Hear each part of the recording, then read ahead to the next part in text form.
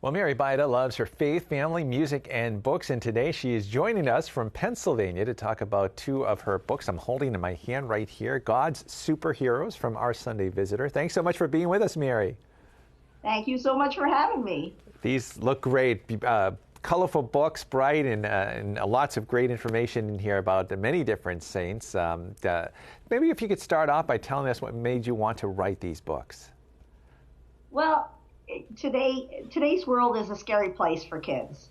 You know, you've had the COVID, you've had wars, and they're scared. And you can tell the kids are looking for something. I think that's why the superhero movies and TV shows are very popular, because it gives them hope. So I wanted to show them that there are superheroes, that their superpower comes from God. Yeah. And they started out just like regular people, you know, and they could be just like these people that started out as regular people, and then God happened in their lives and it changed them, and they made a difference in the world, and that they can make a difference in the world. It's like I wanted the books to be a call to action. Oh, great. Yeah. So. And as you mentioned, these are started out as ordinary people and developed into bold witnesses of the faith. And they come from a variety of backgrounds. How were you able to select these 36 men and 36 women? And I was wondering if you had a favorite in each of the books. Well, I wanted to get people from all different backgrounds, because I wanted the readers to find somebody in the book that they could relate to. So we have all different races and all different ages, and we have people with disabilities and people who were bullied or outcast, and we also have the social butterflies and the pranksters and you know, the people that were getting in trouble all the time. So I wanted them to find somebody in the book that they could relate to, and I also wanted to get them from all different time periods, so that they could find someone that they could look at and say, look, they're just like me, and look what they did. They changed their world. And so, you know, you have Hildegard of Bingham, who I found it to be a fascinating woman, and I had never heard of her before, but she was in the early Middle Ages, and she went out and she advocated for women. She stood up to the German emperor when he wanted to put a false pope on the throne. She went around and gave talks about the environment and natural healing and advocating for women. And she actually became a doctor of the church. Yeah. And we also have Carlo Acutis, who's going to be our first millennial saint. He's on his way.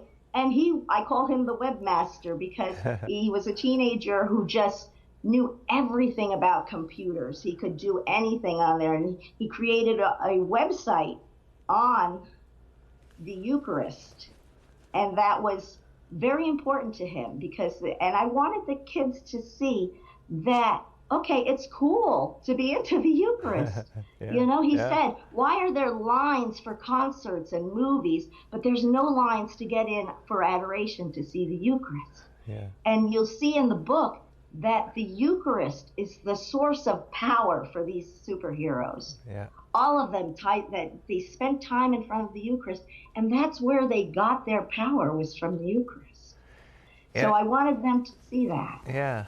And I understand you serve as a director of religious education, a director of music and liturgy at a local parish, and maybe you could talk about, I know you deal with children as well, and how children respond to learning about these religious superheroes.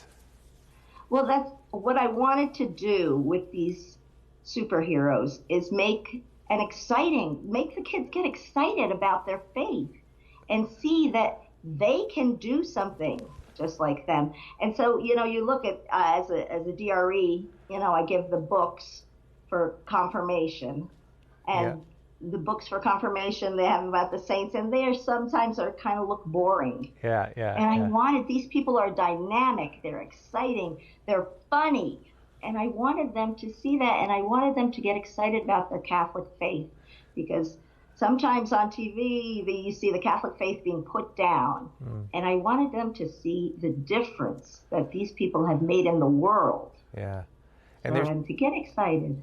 There's so many of them, and I was looking through some of the names as well. Some I have never heard of as well, so I'll have to check these out myself.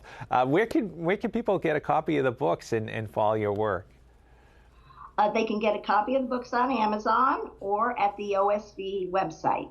They're available. Yeah, I have surfers and mountain climbers and cowboys and motorcycle riders and hairstylists and, something for everybody, partiers and practical jokers and athletes. And great illustrations, too.